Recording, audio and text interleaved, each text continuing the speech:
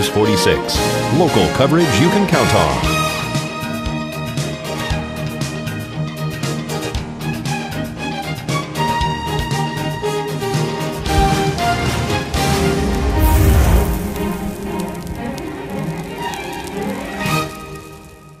At Healthcare Partners Medical Group, our mission is to provide the highest quality of healthcare to each and every patient. With 5 locations in Pahrump, we are local doctors you know and trust. We want to thank you for choosing us. Quality care starts here.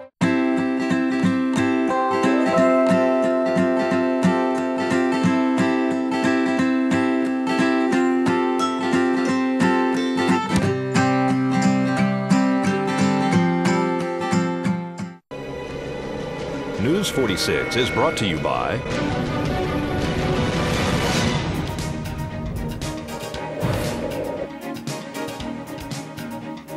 Healthcare Partners and Humana.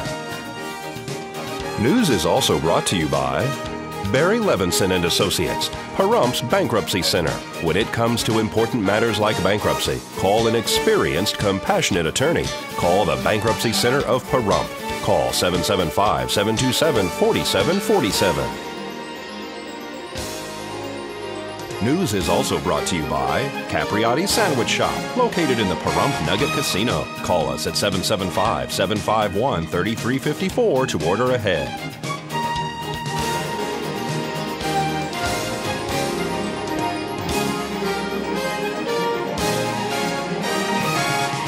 Tonight on News 46, medics transport one woman injured in a collision.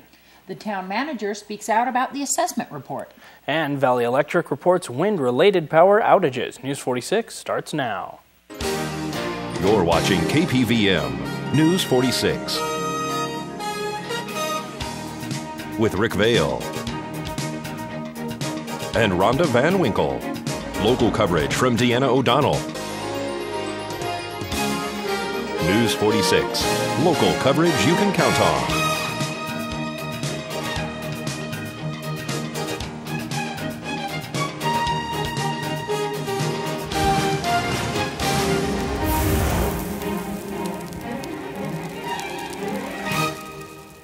Good evening, it's Tuesday, January 24th, 2012. I'm Rick Vale. And I'm Deanna O'Donnell for News 46. One person is injured in a 2-vehicle T-bone collision on Highway 160 in Mesquite this morning. Tonight's accident report is brought to you by Stovall & Associates. Don't expect insurance companies to have your best interest in mind. Stovall & Associates cares. Let us help you if you have been involved in an accident.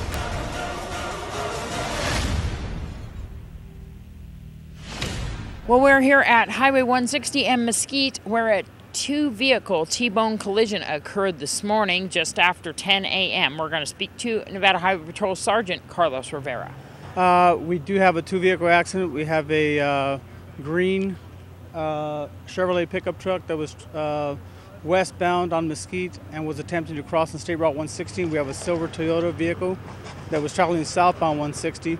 And the driver of the green pickup truck failed to yield right away and crossed in and struck the left side of the silver Toyota vehicle.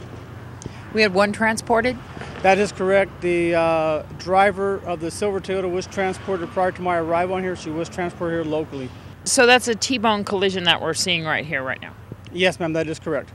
And we had Pahrump Valley Fire and Rescue arrive on scene as well? That is correct. Right now they are on scene right now, and they are helping us out right now with traffic control right now until we get some tow trucks out here to get the vehicle and everything cleared up from here. Any other possible injuries?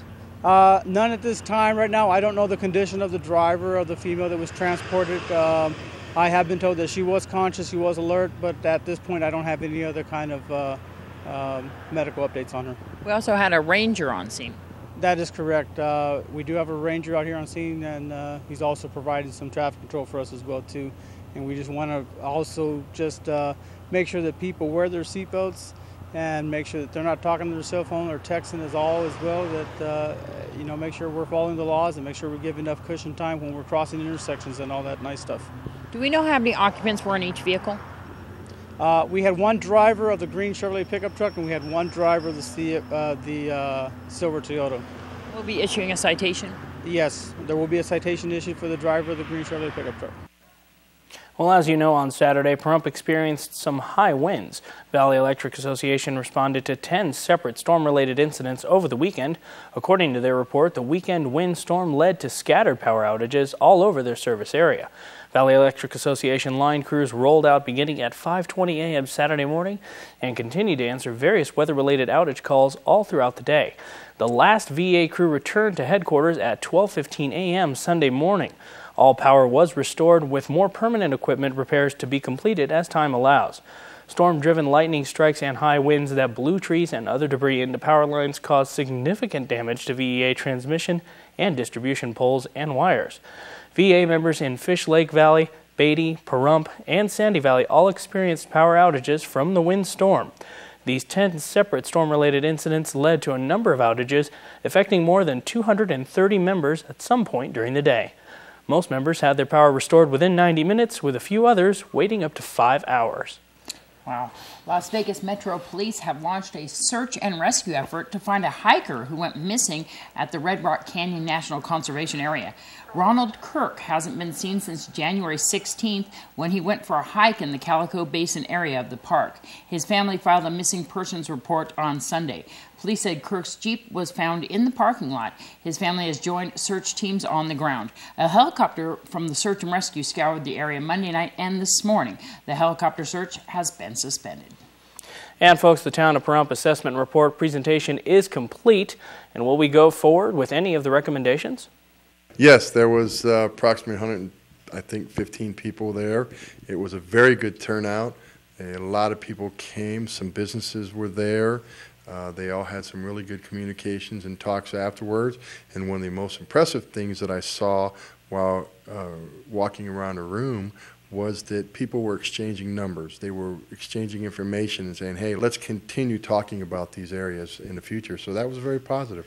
Are we going to be implementing any of these things or looking to implement any ideas that people come up with? Or are we waiting for them, like they said at the assessment, to have the citizens of Pahrump kind of start implementing things on their own? Well, we're going to be looking at all the categories that they brought up, and my understanding is they're getting more ideas from the citizens and actually creating several committees. So we will be participating and we will be anxiously awaiting what those committees come up with. Some of the people that attended this meeting, it was interesting to see who the crowd was out there. A lot of, for lack of a better word, movers and shakers in town. Some of the people who are actually heads of different businesses and who are developers.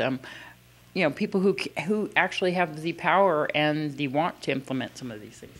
Well, you're talking about the people who actually make a difference in doing what is right in Pahrump because they have a business and they rely on Pahrump growing or doing what's right for them to continue their business operations. So yes, they do want to be involved and they want to see infrastructure brought to town. They want to bring more jobs into town because not only will they compete with those jobs, but it'll bring more people into the town, which will help their businesses out. What do you think about some of the things that they were talking about with the town and the county getting along and the lack of decorum? You've been at town board meetings, and we have seen a lack of decorum. And it's always the same people over and over and over again.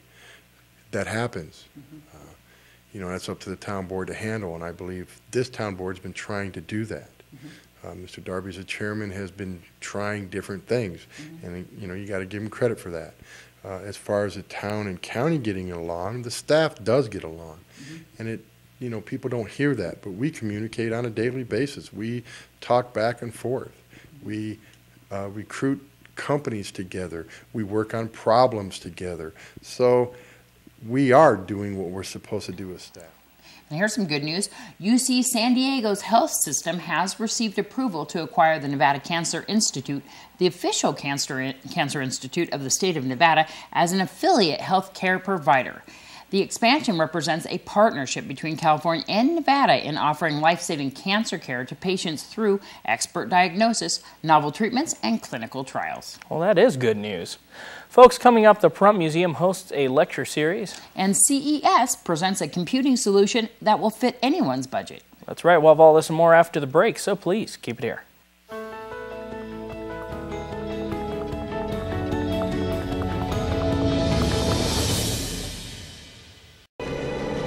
News 46 is brought to you by Pahrump Dermatology and Skin Cancer. When you need the best dermatology care in Pahrump, call Pahrump Dermatology and Skin Cancer. 775-727-9800.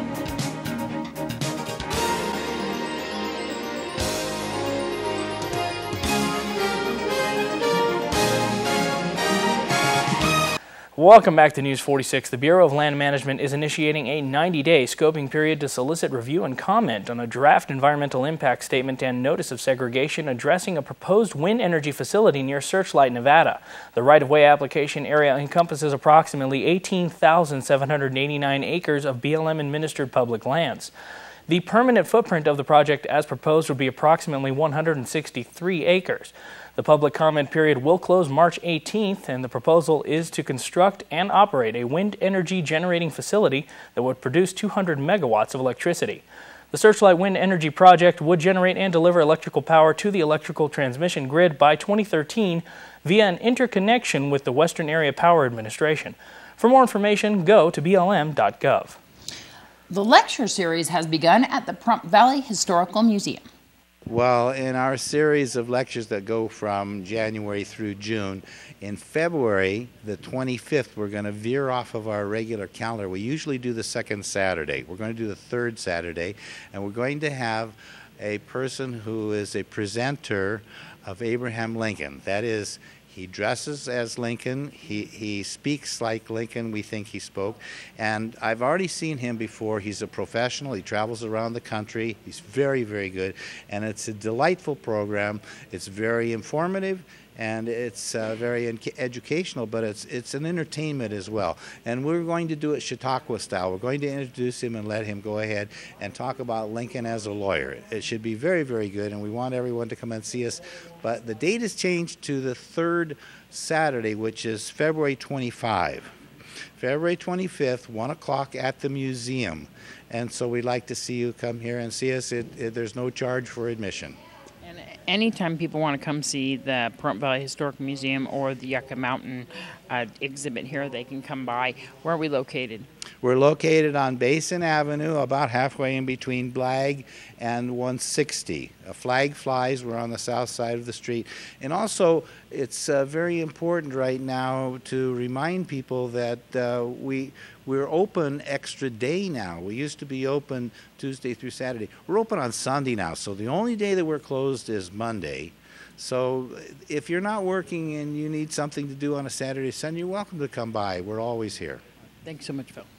Well, one of the things about CES is that all the newest gadgets are also the most expensive. Well, that's about to change. Evan Upton of the Raspberry Pi Foundation is releasing a tiny computer, roughly the size of a credit card, for $35. It's not a joke. These little Raspberries are real and have begun mass production. Upton from the Raspberry Pi Foundation. Okay, can you please tell us a little bit about your foundation and its purpose? Okay, so the foundation is a spin-off from Cambridge University in the UK, and what we're trying to do is provide a platform that children can use to develop on. Yeah, very much like in the 1980s, we had Commodore 64s, we had TRS-80s. Many of my contemporaries started programming when they were 8 or 9 or 10. These days there is no platform like that, so we're trying to kind of fill that gap, provide a computer that's cheap enough you can give it to every child, it's cheap enough it's not worth stealing, it's cheap enough that if you break it it's not a disaster, and that comes preloaded with all of the programming software you might need, so you don't need to go out and get the software, it'll be installed on there from day one. That's nice, and you're just hit manufacturer of your product, the Raspberry Pi. Can you tell us a little bit about that? Okay, so yeah, we've had this thing under development for 4 or 5 years, and last Friday we pressed the button on manufacture. We've been told that we have about a 3 to 4 week lead time, so we're kind of really hoping to have volume devices available for sale by the end of the month. Cool. Heard there are 2 different models. Initially you're pushing the Model B. Yeah, that's correct. So we have this idea of a Model A and a Model B, and this is actually it's a shout out to a machine from the 1980s in the UK called the BBC microcomputer, which had a Model A, which was the entry level, and then a Model B, which was more full featured. So what we have is a $25 device called the Model A, which has no networking capability. It only has one USB port, and then we have a Model B at $35, which doubles the amount of RAM, adds 100 megabit Ethernet, and also adds two USB ports. Now, besides the, how can I say this? Besides the, learning the computer science part about it, notice through the forums that people are actually planning projects around these. Does this excite you? Does this give you more possibilities for future products? Well, yeah, absolutely. So, although we're intending to target the education market, we know that the first 10,000 of these are going to sell almost certainly into the hacking community, and this is good news for us because in the long run we're going to be reliant on these people to develop the software and the framework around our platform. We're a small group of guys. We can just about manage to get this device out of the door. We're not in a position to do a lot of the software work around it, so it's going out with fairly bare-bones software. And those first 10,000 units are going to go to people who we very much hope are going to help us build out our software story. That's good to hear. And you said it's about 3 to 4 week lead time, so we should expect hopefully sometime in February? Yeah, we may just scrape into the end of January if we're very lucky, and the air freight all works out in getting these things back. They're being made in Shenzhen, so they have to get back over from China. But yeah, we're really it's kind of the final few weeks now of a 5-year project. So we're. And how will we get a hold of one? So we're selling these directly from our website. We are discussing distribution. But yeah, we're selling them direct to from our website. We will ship them to anywhere. We're very much hoping we're going to ship bulk orders of these to people in the US and elsewhere. We very much hope that people will buy bulk packs, break them up and redistribute them locally, because that's it's a very important part of the cost story, getting the shipping costs down. It's expensive. Once you have a $25 computer, the $20 it costs you to drop ship this thing via FedEx from the UK to the US starts to look like a very significant amount of money. So we're kind of really hoping we're going to get this local distribution network really pretty quick. Wow, that sounds like a great birthday present. And speaking of birthdays, it's someone's birthday today, and she is the big 50. Everyone here at KPVM wants to wish a very happy birthday to Robin. Happy birthday, Robin. You're so old. It's awesome. Happy birthday, Robin. There's a reason why I stay behind the camera, but happy birthday, Robin. Happy birthday, Robin. Happy birthday, Robin. It's always great coming in the morning and seeing your face right there at the desk. I'm glad you made it to 50, half a century old. Wow. Just playing. Happy birthday. Well, the big 50, Robin. I remember when I first came in here, you welcomed me so nicely, and I appreciate it. And look, now I'm doing sports. Happy big 50 and happy birthday. Wow. I'm looking at KPVM's website because I heard that it's somebody's birthday, and the best way to get breaking news is not only watching our newscast, but looking on KPVM.TV. I was looking for fires, though, because I heard that Robin is 50. Yay! Happy birthday, Robin. Happy birthday to my Aunt Robin. Oh, hang on. I got a bigger name on their line. Oh, hi, Robin. It's Vern. It's your brother-in-law. I understand you're a half a century old. Wow. I remember when I had my half a century birthday. All things become great from this point forward. So we want to wish you a happy birthday. And by the way, look out for the red rainbow. It's coming. See ya. Hey, Rockin' Robin, my big sister. This is your little sister. Help me, Rhonda. And I want to wish you a very, very, very, very, very, very happy 50th birthday. I can't believe we are both getting so old, because in our minds, we still feel young, right? Everybody here is the same thing. But anyway, happy birthday. I love you very much. Well, again, a very happy birthday to Robin. And folks, here's Nathan Hollenbach with your Week in Sports. Good evening, Pahrump. Once again, I'm back with your Week in Sports. It's been a big focus on football this past couple of weeks with big games going on. This weekend, we had some intense games with the Baltimore Ravens and the New England Patriots, and also the San Francisco 49ers and the New York Giants. The Baltimore Ravens and the New England Patriots went head-to-head for a win that they both wanted. And speaking of wanting the win so much, no one wanted that win more than Ray Lewis. Before the game, while the national anthem was sang by American Idol judge and lead singer of Aerosmith, Steven Tyler, you could see Ray Lewis on the sidelines tearing up. The pregame talk was Ray Lewis wanted to get this win and win the Super Bowl and get that one last Super Bowl win, then he would retire. Well, now that he didn't get that win, he will still be playing until he does. It's sad that he didn't get that win, but it's always good to see him on that field. This weekend, it was close with both games that were going on. And this game was close, with points leading to a tie toward the end. The last minutes of the game, the Patriots were up by 3. Flacco had a chance to up the Ravens' points by throwing a touchdown. So the Ravens set up, and Flacco throws the pass to Ravens receiver Lee Evans, but it was knocked down by Sterling Moore of the New England Patriots. The Ravens had one more chance to score, but it was only for a tie. On fourth down, the Ravens set up a field goal, and Billy Cundiff missed the 32-yard field goal to send both teams in overtime. Most say the kick was rushed. Now on to the Niners and the Giants game. This game was beyond filled with desire and intensity. Both teams wanted this way too much. The hustle between both teams were outrageous and amazing. Throughout the game, the score was close. Alex Smith and Eli Manning did their thing majorly in this game. This game led to overtime. Giants kick it, and Kyle Williams catches it, then fumbles it to give the Giants the ball on the 24-yard line. Giants had the ball already in field goal range, but they wanted to get a little closer. Giants decided to run the ball up the field for a couple of plays. Then inside the 10, Eli Manning knees it by going to the left to get in the center of the field for the field goal kick, and they kick it for the W. Giants won 20-17. So we will see the rematch of the New York Giants and the New England Patriots in the Super Bowl back in Super Bowl 42, where Giants beat the Patriots 17-14. The Super Bowl will be held February 5th in Indianapolis. This ought to be a game. Well, that does it for this edition of your Week in Sports. I'm Nathan Hollenbeck. And Pahrump, remember, watching sports doesn't mean you're getting exercise. Good night, Pahrump. Thanks so much, Nate.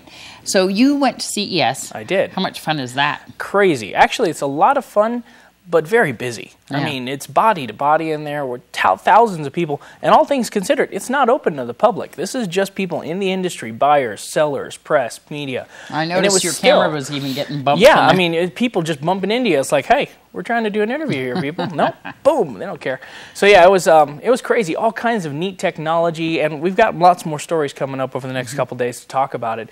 But some of the really great stuff was unbelievable, like 8K TVs and all kinds of things. Exciting, and I love that little computer that you're talking about. I could actually afford that. $35 computer. There you go. Well, folks, don't go anywhere. We're going to have Zach Fuentes with a look at your 7-day forecast coming up right after the break.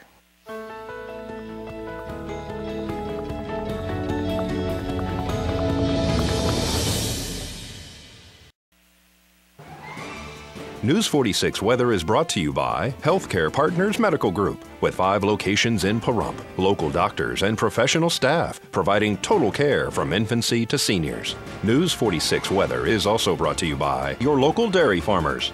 Dairy products are very important in maintaining a healthy body. For more information, you can visit their website at nevadadairycouncil.org. News 46 Weather is also brought to you by Humana.